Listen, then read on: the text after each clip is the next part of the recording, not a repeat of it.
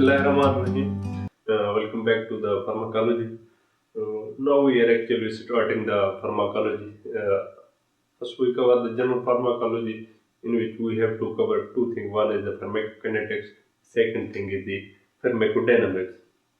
So start off because this whole concept of pharmacokinetics and pharmacodynamics, we are in which we do not actually interest in the drug. Actually, some you can say physiological, like this general pharmacology is like your physiology.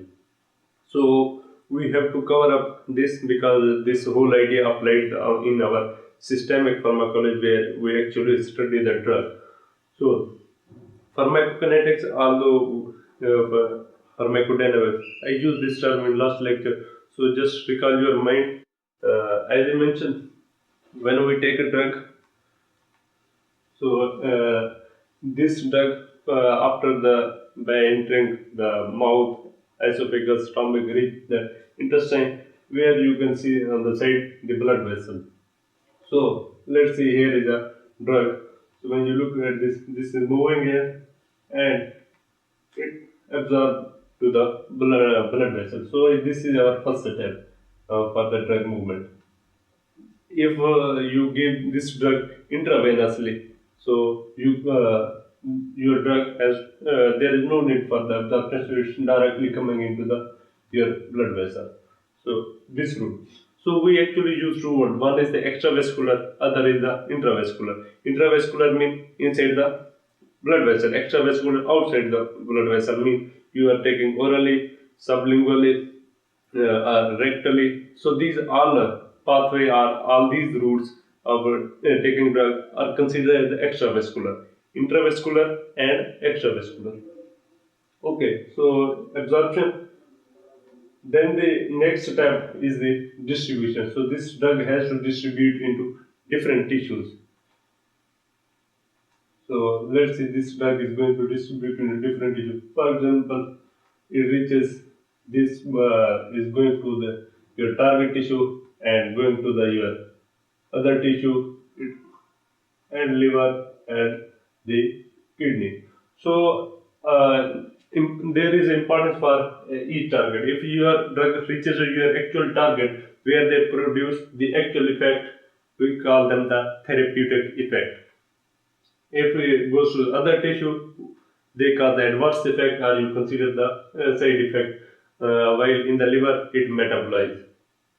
So, and in the kidney, finally excreted because after the metabolism, so drug is ready for the excretion. Okay. So we have two parts. One is the pharmacokinetics, other is the pharmacodynamics. So pharma, simple word. Pharma mean drug and the kinetics mean movement. Your drug movement. So it is actually we study like this. What body does to the drug? Mean your body is the subject. Your body has to absorb the drug. Your body has to distribute the drug. Your body has to metabolize the drug. Your body has to excrete the drug. ADME: absorption, distribution, metabolism, excretion. The other part is the pharmacodynamics. So pharma means drug, dynamics means power. So what is the power of your drug? So mean what drug can do to your body. It can cause therapeutic effect. It can cause adverse effect. Mean we are focusing on the drug in the pharmacodynamic. While in the pharmacokinetic, we are focusing the body situation for the absorption, the distribution, metabolism, excretion. So ADMA. So we start from the pharmacokinetics, then go for the pharmacodynamic. In the intro, I mentioned we need our basic anatomy, physiology, biochemistry, whatever we have studied. It is there is importance. So, my explanation is such way I do not confuse the student or insulting the student. You have not good with your basic, so you don't listen this session. So I recall your concept, then I go for the your next level, that is our this situation, clinical or pharmacology, pathology, whatever we are studying. Okay, so for the absorption, just recall your the anatomy at the your GAT level. So important thing is your blood supply. So mean if you recall your blood supply for the GAT, our blood supply is the, go into the first they go into the portal circulation, then it go into the systemic circulation. So in absorption, actually our concern is we have to take drug from intestine and put this drug into the your systemic circulation. So this is concern of absorption. We are going to the absorption. So just recall your mind. So blood from stomach, blood from your intestine goes into the portal circulation, and this blood is going into the liver. After the crossing the liver, then it goes into the systemic circulation. So this is our target in the absorption. So let's see. You have taken your drug. As you take your drug, it moves from mouth to esophagus to stomach and finally reach to this lumen of your GAT tract or the intestine. After this, this drug has to absorb from intestine into these portal with the capillaries. So this capillary network of your portal system. So and the hepatic portal vein is going into the your liver. So this is your complete hepatic portal system. So here our first step is occurred. So that is your absorption. So drug has moved from your lumen of GI tract enter into the portal. After this, so this is our first concern, absorption. Okay. So then the next concern, this drug goes into liver where they metabolize. Mean they some of your drug is destroyed by the liver. So metabolize the so this is our second step that is here. So after this drug move into the liver. So we use the one our drug first pass by the liver. So we use where they metabolize. So you use one first pass metabolism.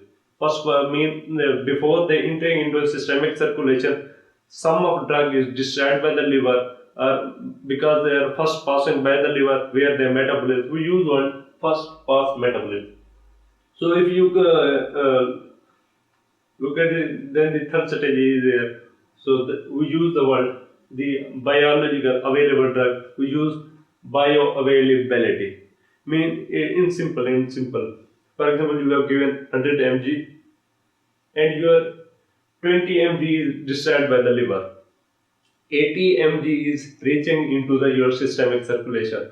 So we can say 80% is the bioavailability, 20% is discharged by the your liver. So absorption is also important. So your bioavailability, which is really important in this concern of pharmacokinetics. So bioavailability is 80%.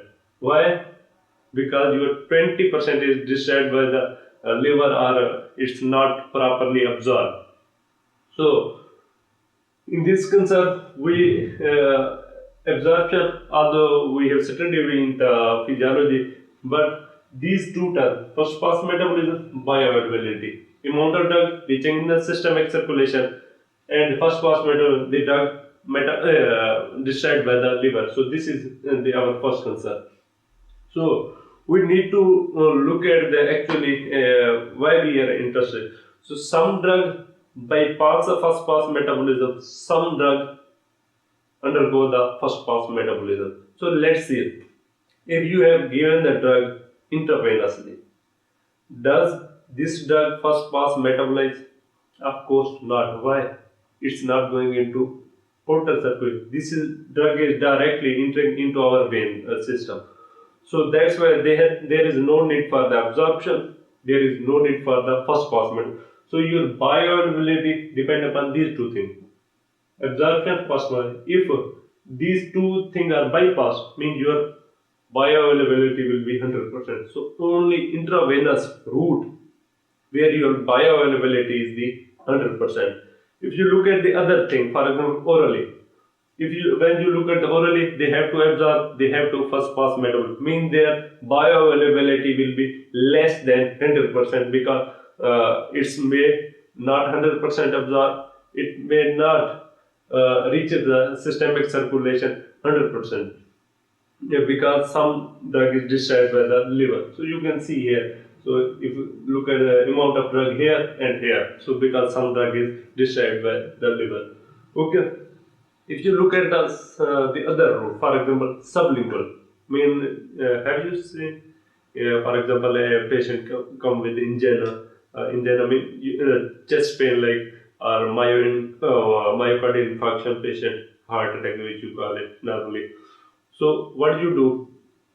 You give the nitroglycerin type drug which you put under the tongue. So that is sublingual route.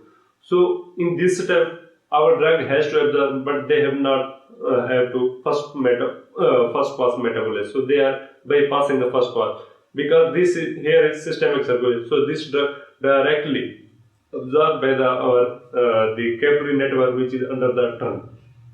So in this case, our although our bioavailability is little higher, but one step is occurring, that is absorption. So mean our bioavailability will be less than 100%. So this is major concern. Other is the rectal. You give the drug rectal. Rectally, what will happen? Your drug, what should be the bioavailability? Our question will be again and again the bioavailability. You use the rectal route. Recall your rectal anatomy. You have two circulation systems. If you, I put it here. So if you look at the rectal, so we have two part of rectal. One is the upper part that which goes to the upper part here, superior rectal, while on this lower part we have middle and the inferior rectal. So if you recall your anatomy, we have studied. So this superior rectal goes to the portal, inferior mesenteric, which goes into the portal circulation. While these two, middle and the inferior, they enter directly into the systemic circulation. So we can't, in this case, we use one the partially first pass metabolism. Why? Because our the drug which is absorbed in this part, they have to go into the main portal circulation, while they absorb by the your middle and inferior, they directly go into systemic circulation. So we use one partially first pass metabolism. So these are terms.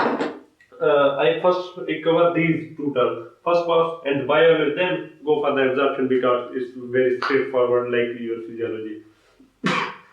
Sorry. Okay. Now the other term we use that is the bioequivalent. So because my concern is for the your step 1 exam or the PG exam, so these terms will be really tested there. Bioequivalence. Bioequivalence mean two drug. Bioequivalent means similar. Mean two drugs have different formulation. For example, you have same drug you have taken in two form. One is in the tablet form, other you have taken in the capsule form. So although drug is same, but you have taken into different formulation. So number one point. Second thing, they should have same bioavailability. They should have same rate of absorption. So in this case, we can interchangeably use those drugs. So such kind of the other example you use, that is the brand name or the generic name. For example, one patient you have given the paracetamol, other patient you have given the Panadol. Although these are the two terms, but they are same thing, but in the different name. One is the generic name, one is the brand name. So same thing. So such kind of condition we use word bioequivalence. Okay, it's very straightforward, no confusion. Now move to the first pass metabolism. First pass metabolized by the liver. So if your liver is not properly functioning, there is hepatic problem, your bioavailability higher. So in this case, it's not a good, because we are in our mind. For example, we know the bioavailability of some drug is 80%. So if the liver is not properly functioning, bioavailability will be increased, maybe reach into 90%. So this concept should be very clear. Now look at the situation other. For example, you have So this is very same thing, same idea. GAT, your drug enter into liver, then it goes into your systemic circulation. Then the amount of drug reaches to the circulation is decreased. So it's very straightforward. So for this B is actually showing you the intravenous where they have no absorption, no this no first pass metabolism. So sublingual route bypass of first pass metabolism, we have explained this because they are directly entered into systemic circulation. So while if you look at the rectal route, they partially bypass because superior rectal goes into your portal circulation, while if you look at the middle and the inferior rectal, so they enter into the systemic circulation. Very straightforward. So suppositories which you use in the we commonly use in the severe the constipation condition. Suppositories are anemia condition. Suppositories are jelly-like material which we give the patient in a special position, turn left, then give, wearing after gloves, we give this gel into the rectal route. So anemia is the fluid-like, while this is your jelly-like material. Okay, so the nitroglycerin tablet we use in the angina patient or myocardial infarction patient, or we use the chest pain condition. So we give them sublingually. Why? Because they have very high first pass metabolism. So to bypass a first pass metabolism, so we use the route the sublingual. While if you look at the propanol or lidocaine, we give through intravenous or subcutaneous. So lidocaine is mostly given the intravenous. So it's actually a drug which we use in the post myocardial infarction condition. So this is also it's an anti-arrhythmic drug. So don't confuse with the drug at this time. First, you have to understand these drugs. First pass metabolism, bioavailability, absorption. So these are your actual main concern. When we come to the systemic, then our concern is majorly with the drug. Okay, now let's look at the bioavailability. I think we have already covered. Measure of the fraction of dose that reaches the systemic circulation unchanged. Means how my drug actually reaching into your systemic circulation. So it is important to adjust the dose. Why it is important? For example, I will give you example. It's how for example, you know the drug A. Its bioavailability is, for example, 50%. Okay. So if you want their 20 mg per liter concentration in the plasma, so how much drug you give? For example, if you have given this patient 20 mg drug, what will happen?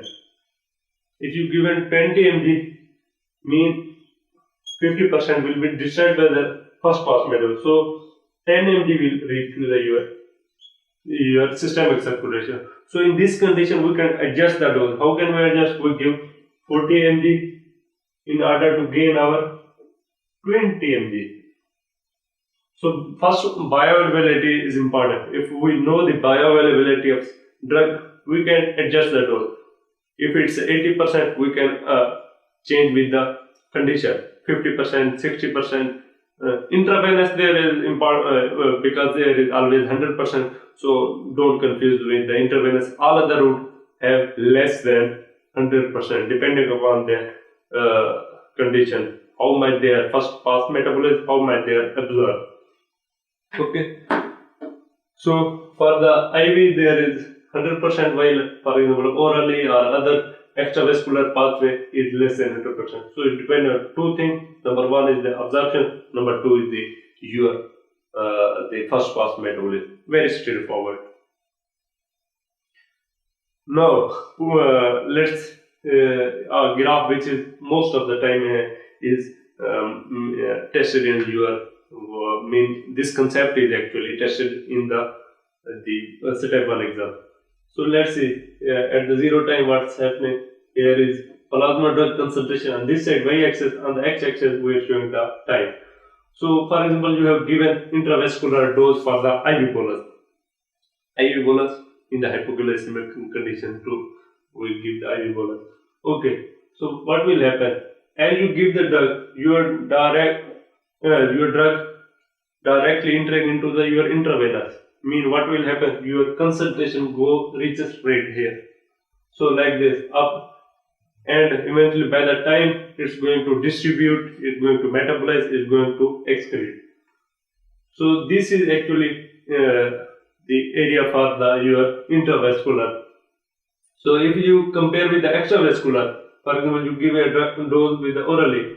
So they start from here, like this. So this is area under the curve for the orally. So and area under the curve, this is for the intravenous. So intravenous is actually used as a cylinder. Why? Because you know better, they have 100% bioavailable. So for this, how we can calculate the bioavailability? Here is the formula.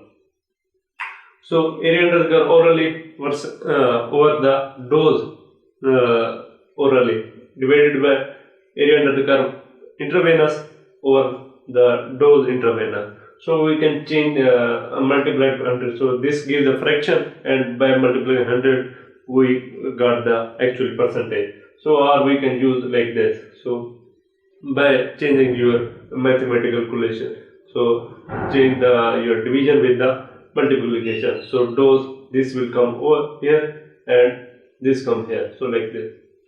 So this is very straightforward calculation for the bioavailability. So this is used for especially important for the your step 1 exam. Okay. Now come to the bioequivalence. So we have also used this term bioequivalent, mean two formulation of same drug are bioequivalent if both have same bioavailability, and second thing, they have same rate of absorption. This is very important, rate of absorption. When we at the end I will explain why what is mean by this. So if they have same bioavailability, same rate of absorption, then we can use interchangeably. So tablet versus capsule, brand name versus generic name. I explained this.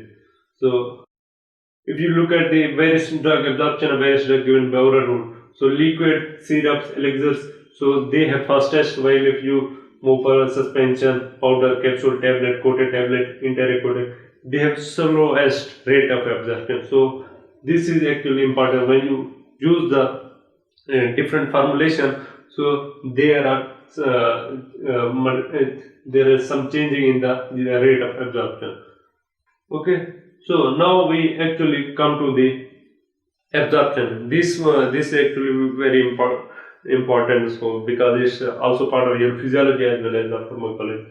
So you know better, we use the passive transport or the active transport. Passive means no need energy, but the active we need energy. For the passive, concentration higher to lower, while in the case of the active, we are moving from lower concentration to higher, like this. If you look at the simple diffusion, so simple diffusion throughout your membrane occurs. So your lipid bilayer, so higher concentration to lower. If you look at the facilitated diffusion, it's coming from higher concentration to lower, but using a carrier protein or channel protein.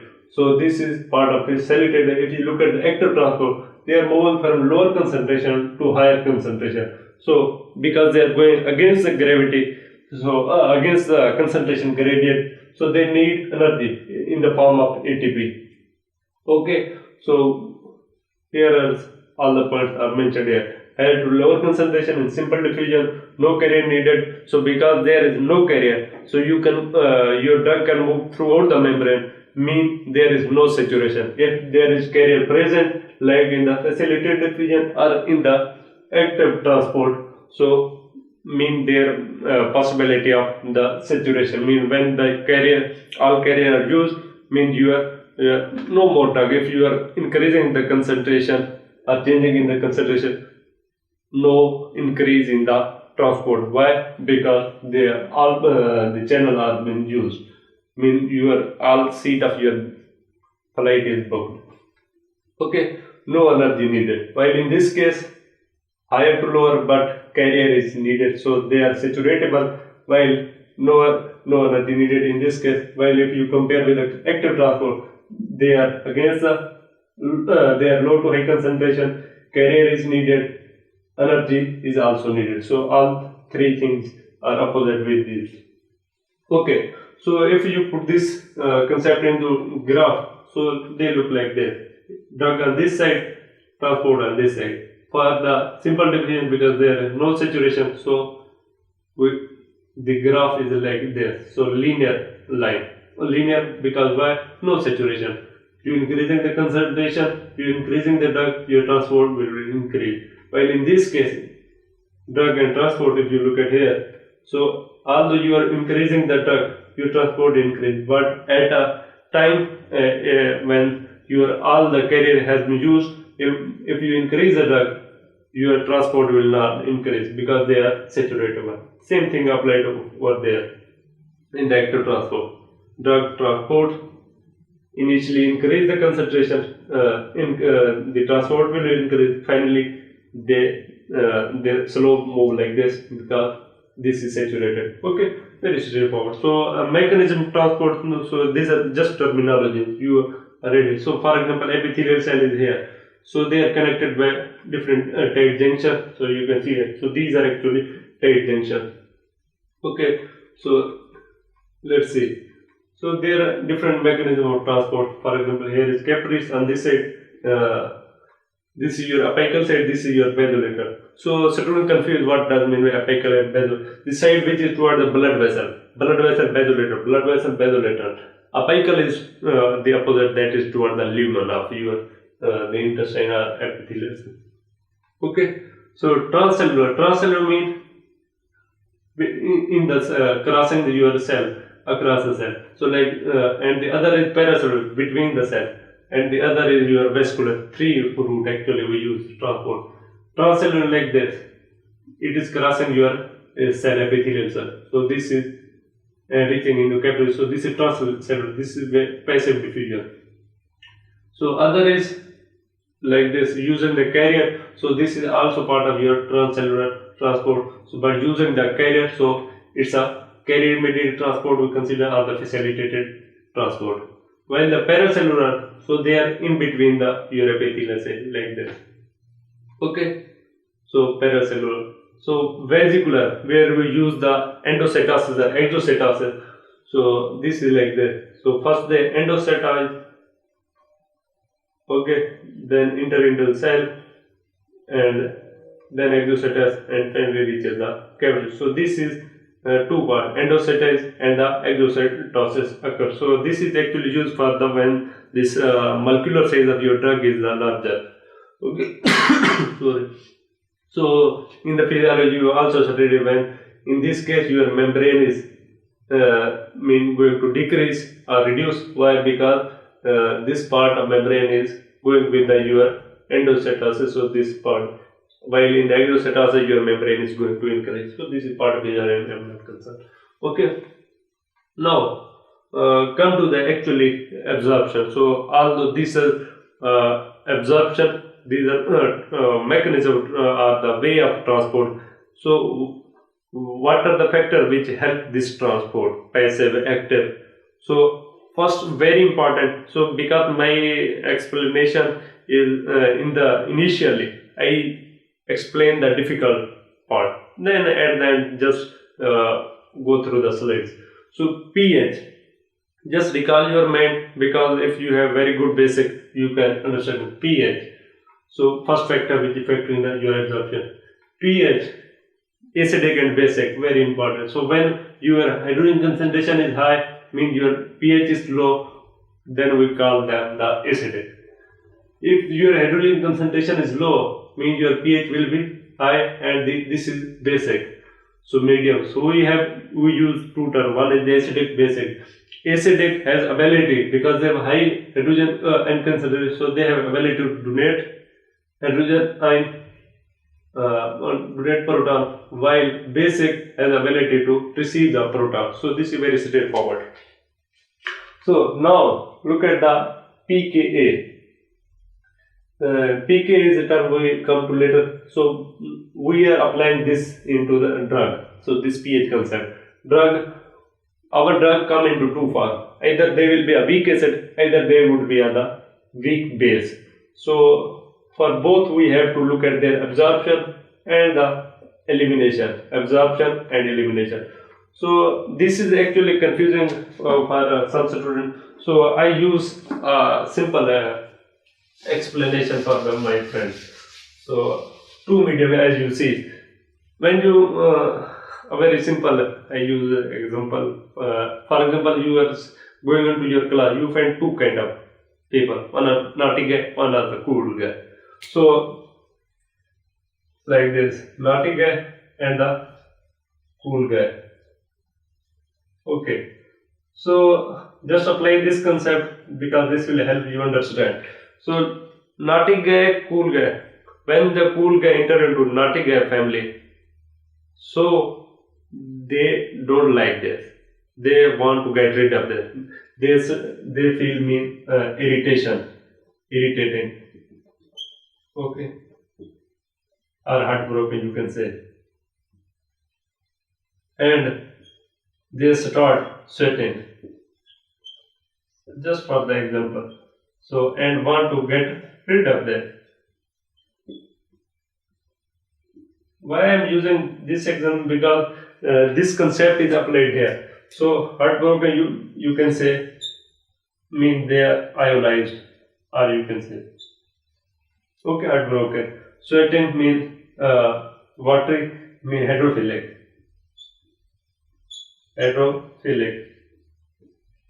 and get rid of mean when the opposite medium, mean because cool guy enter into the naughty guy family. Opposite medium, these condition actually in this way they want to eliminate or want to get rid of that. So when your drug goes into opposite medium, number one, they where they ionize, number two, number three, if they are hydrophilic, so these three conditions actually help for the elimination. So if they are sitting in their own family, own medium, same medium, so and they are the lipophilic or they are the non-ionized or the neutral, you can say, then they want to absorb. So the same idea is applied here. Just look at here.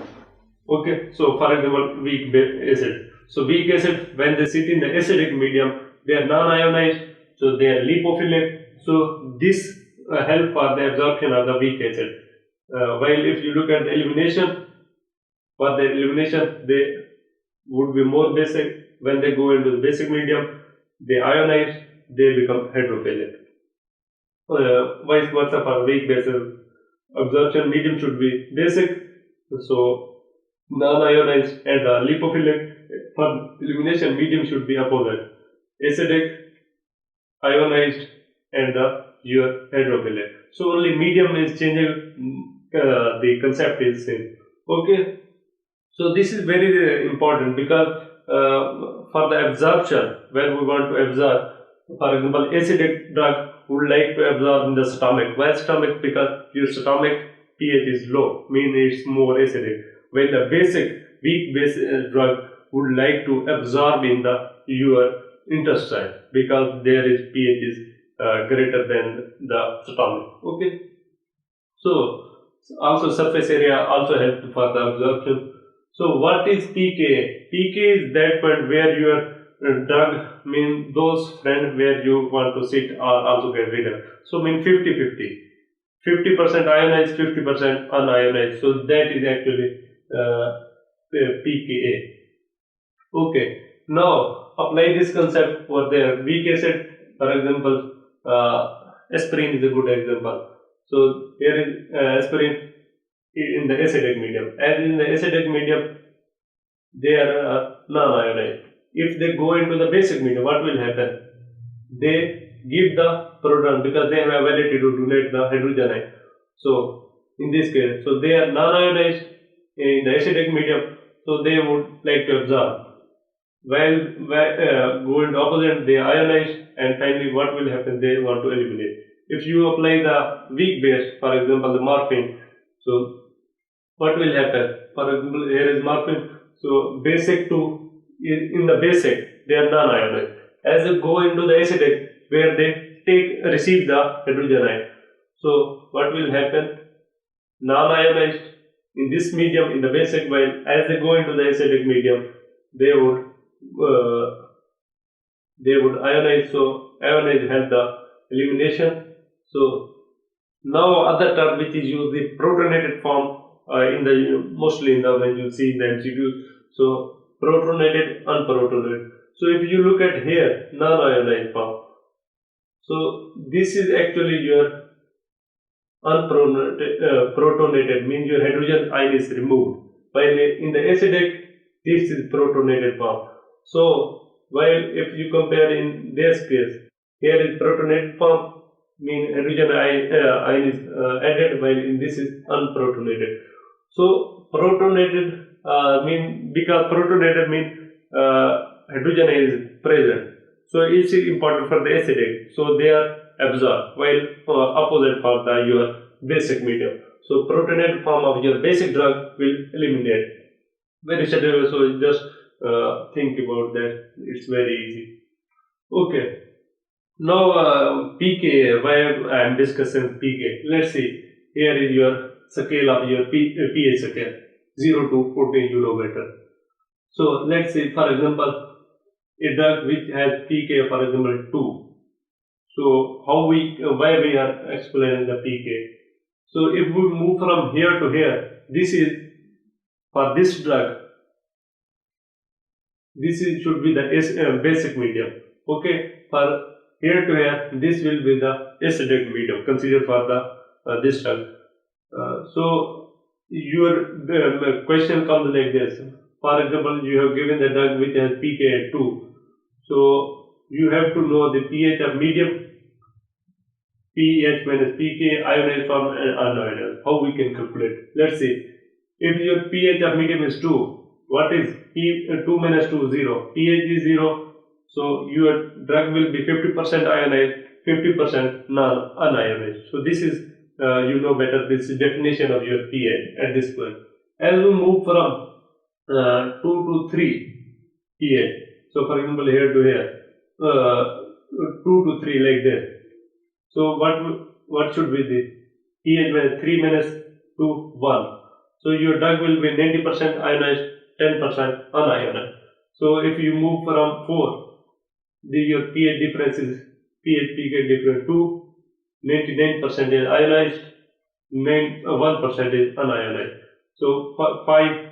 So this is continue like that story. 6, 4 and 9.9. So if question you can't calculate, it's difficult. There is a trick. Trick is that just pH pK difference, number of 9. If the pH pK difference is 1, 9, number of 9 1. If the pH is 2, you can see ionized part 2 9. If pH pK difference is 3, you can see 1 2 3 3 9. If the pH pK difference is 4 4 9 99. So and opposite for the unionized. So where is it? Ionized for the weak acid and unionized for the weak base. So this is trick you can use it. So 1 9 2 9 3 number of 9 4 number of 9s. Okay, very straightforward. So now let's look at the two drug how they are changing there. For example, pH pK difference at this point is 0. So here is +1, here is +2, here is -1, -2. Acidic on this side would be acidic, on this side would be your basic medium. So on this side I am showing the drug will be non-ionized and absorb better. On this side we show the ionized and form which is go for the excretion. So let's see weak acid. For example, here is HCOO. So as this weak acid is in the acidic medium, they would like to absorb. Mean graph is moving right here. While going to the basic, mean in this side, this is for the excretion. So because here they become ionized. So while if you look at the weak base, their graph will be opposite. Weak bases will be absorbed better in this basic medium, while they would like to go for the clearance in the acidic medium here because they become protonated form, or you can say ionized form. Okay. So some example for the weak bases are like morphine, the local anesthetic, or the tetracycline, antidepressant, amphetamine, TCP. So these are actually some examples. So weak acid are like the warfarin. So warfarin or the aspirin, anti-epileptic. So here is actually mnemonic WASID. Some very common example. W warfarin, A represent aspirin, anti-epileptic, for example, phenobarbital, phenytoin, and C represent chlorothiazide and cephalosporin, and I represent ibuprofen.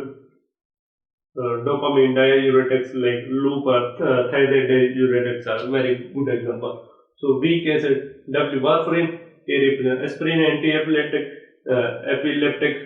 chlorothiazide, cephalosporin, ibuprofen, and you call it normally dopamine or diuretic. So these are very common example of your weak acid. So important is, as I mentioned, the acidic medium and basic. Stomach is as 1 to 2 pH, small intestine is 6. So this is for the basic, and while this is for the your acidic drug. Blood pH, you know better, 7 to 8. While in the urine, they have pH 5 to 8 normally. We can use this elimination concept over the drug poison. For example, if you have acidic drug poisoning, means your overdose of your acidic drug. So another thing is basic drug. For acidic, change the medium.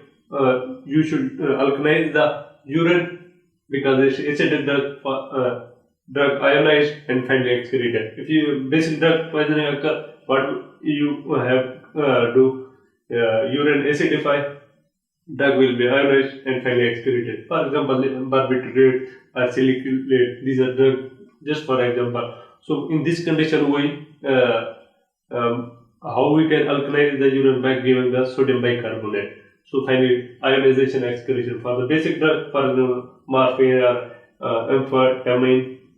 So we can give the NH4Cl, so ammonium chloride. So in this way we can the acidify urine. So other example are acetazolamide, so and aspirin overdose. So in this way we can alkalize the urine. So this is actually your carbonic anhydrase inhibitor. So for example, hydrogen bicarbonate and CO2. So in this way they alkalize the urine. Vitamin C and cranberry juice. So this is also used for the acidic. See, just apply here. For example, hepatic encephalopathy. Hepatic encephalopathy means your hepatic problem. So in this condition, what will happen? Your ammonia will be increased. So we want to remove the ammonia. How we can remove? By decreasing the pH. So by acidifying the pH. So in this way they can be excreted. So how we can decrease the pH? We give such patient lactulose. As we give the lactulose, this will by the your normal gut bacteria which is present in your gut, they convert into lactic acid, acetic acid, formic acid. This is not our concern. Is they all have hydrogen ion. So they decrease the pH. As they decrease the pH, they acidify the your condition. In this way, we can remove the ammonia. Okay, so excretion will be easier. So we give the lactulose. Why? To decrease the pH, to remove the ammonia in the hepatic encephalopathy. Okay, very straightforward. So other factors which affect your absorption are like you have studied in the physiology. For example, blood flow will be higher, more blood flow, more absorption. So if in the shock condition, your absorption will be decreased. So that's why we use the intravenous route in those conditions. Intestine has more surface area, so that's why their absorption will be higher than the stomach. So same in muscle and the fat. Why? Because their muscle has more blood supply as compared to fat. So when you, for example, intramuscular compare with the subcutaneous, so they have more blood flow, they have more absorption as compared to the fat. So slow absorption. So membrane thickness, how much your membrane is thickened. More thickness, less absorption. So, for example, if in the case of fibrosis, what will happen? Your thickness of membrane is increased, so that's why you decrease the absorption. Contact time, increase or decrease. So, if your contact time if the contact time increase, your absorption will increase. If the contact time is decreased, your, for example, in the diarrhea means your is continuously your fluid is going out. So in this condition or vomiting condition, your contact time is going to decrease. That's why absorption decrease. While if compare with the constipation, where your contact time is increased, as this increase, your absorption is increased. So diarrhea decrease absorption versus constipation increase absorption. So expression of peak glycogen, it's actually membrane transporter protein which actually pump drug out like this. For example, here is your membrane of your drug. So what will happen? There is gene expression of this P glycoprotein as a drug. For example, here is a drug. It want to enter into this. So this P glycoprotein will repel the drug. So mean they throw back this drug. So in this way, if the more P glycoprotein are expressed over the membrane, they will repel your drug absorption. Mean they decrease the absorption. So same thing is mentioned here. Okay, very straightforward. So male absorption also decrease the absorption. Now other factor like your molecular size, the bigger the size, slower will be absorption, but the duration of action will be increased because the absorption is slower, continuous for the longer time, and less doses are needed. So while if the smaller size, mean your smaller size, faster absorption, but so as they faster absorb, so means they are faster going to fastly excreted. So that's why duration of action will be decreased. That's why we needed more doses in this patient. Drug solubility, if the drug move in the one is the aqueous solution, compare with the if you compare with the allyl solution, for example suspension or solid form, as they coming in the aqueous solution, they are rapidly absorbed. If they are coming in the allyl solution like suspension or the solid form, so they have slower absorption. Drug concentration, higher the dose, as you increase the doses, your concentration will be increased, your absorption will be increased. So opposite, if you are lower the doses, lower the concentration, lower will be your absorption. Biopharmaceutical factors, so these are for example tablet compression or coating or excipient. Coating, you know better the drug, your most of coated drug. So they actually affect your absorption rate. So excipient is actually the term used. For example, in the drug you have mentioned, you have seen 500 mg. If you put that drug on if you weigh this over the way, if you check the weight of actual drug, they will be 1 mg or 2 mg. But in the on the over this you have mentioned the 500 mg. Mean other that the 1.5 mg is increased more than that is excipient. So which is actually we use for. So it's important because your drug cylinder should be proper coating. If it's not properly coating, because doctor knows they have it's properly coated, so they affect the absorption if it's not properly coated. Okay, so now apply this concept. This is very important graph, especially for step 1. Plasma drug concentration on this side, time on this side. Let's see. Here are some. So here, let's say you have taken the drug. What will happen? This green line, just follow this green line. Okay. So what will happen? Your first drug is moving in your from mouth to your intestine. So in this condition, you will see your drug concentration in the plasma is 0. Okay, then it starts the absorption.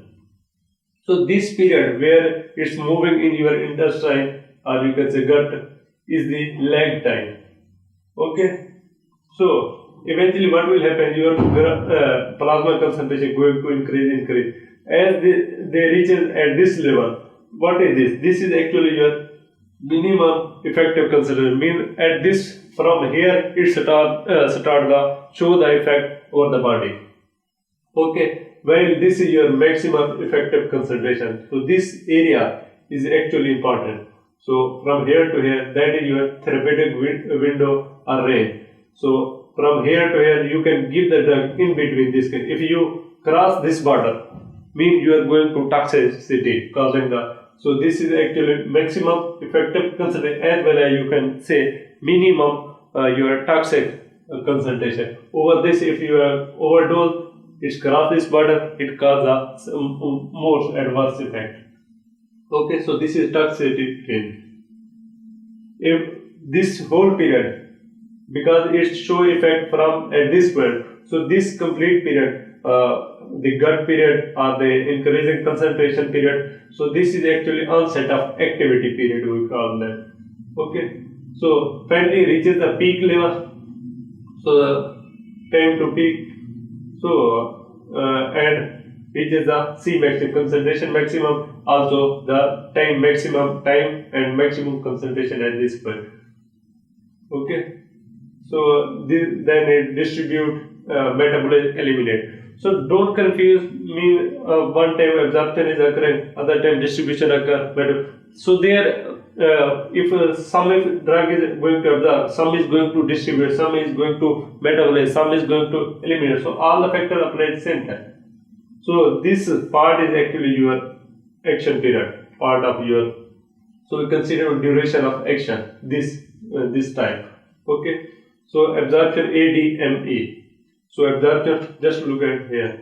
So at this point, actually your absorption is more than distribution, more than metabolism and expiration. While at this point your distribution is more. That's why your concentration is going to decrease. Okay. And at this point your metabolism and excretion is greater than the distribution. This peak time where your drug is coming in and coming out are equally. So, and finally, just remember the drug with a high therapeutic index, mean this is higher, mean it's more safe as compared to the drug which has low therapeutic index or therapeutic index less, not safe because they go for the toxicity. So finally, bioequivalence, which we already seen. So bioequivalence, two formulation of same drug are bioequivalent. Both have same bioavailability and both should have same rate of absorption because it's very important rate of absorption. So we can use interchangeably. So for example, tablet versus capsule, brand name versus your generic name. So this is very important for drug who have narrow therapeutic ranges. Your Cmax and Tmax, which we have already seen, is totally dependent upon the rate of. Let's look at this two. For example, one drug is here, drug A. So Cmax is right here and Tmax is for the A is here. If you compare with this B drug, if you look at there, the Cmax is right here and while the Tmax is right here for the B.